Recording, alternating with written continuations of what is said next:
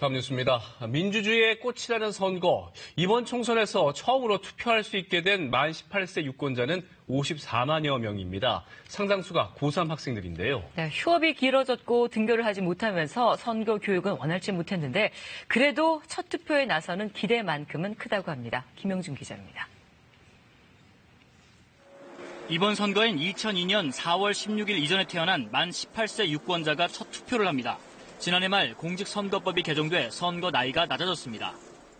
이번 선거에 참여하는 만 18세 유권자 수는 모두 54만여 명입니다.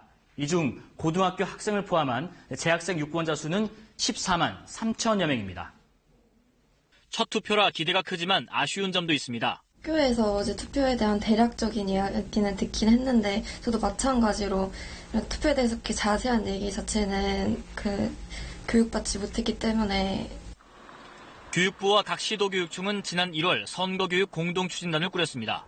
재학생 선거교육을 위해서입니다. 하지만 코로나19로 개학이 3차례나 연기됐고 결국 온라인 개학을 하면서 선거교육은 제대로 진행되지 못했습니다. 대신 교육부는 원격으로 선거교육을 하라고 지침을 내렸습니다. 원격 수업 때문에 등교 학습이 불가능한 요즘 같은 경우 온라인 선거교육 계기 주간을 설정해서 학생들한테 선거교육 관련 자료가 잘 전달되도록 문자나 가정통신문 등으로 독려하고 있습니다. 하지만 한 고등학교 교감은 입시 일정을 소화하기도 빠듯한 고3에게 선거 교육까지 할 시간이 없다며 문자로 투표를 독려한 수준이라고 말했습니다. 최근 한 설문조사를 보면 만 18세 유권자 중 절반 이하의 학생들만 선거 교육을 받았다고 답했습니다. 그래도 첫 참정권에 기대감은 큽니다.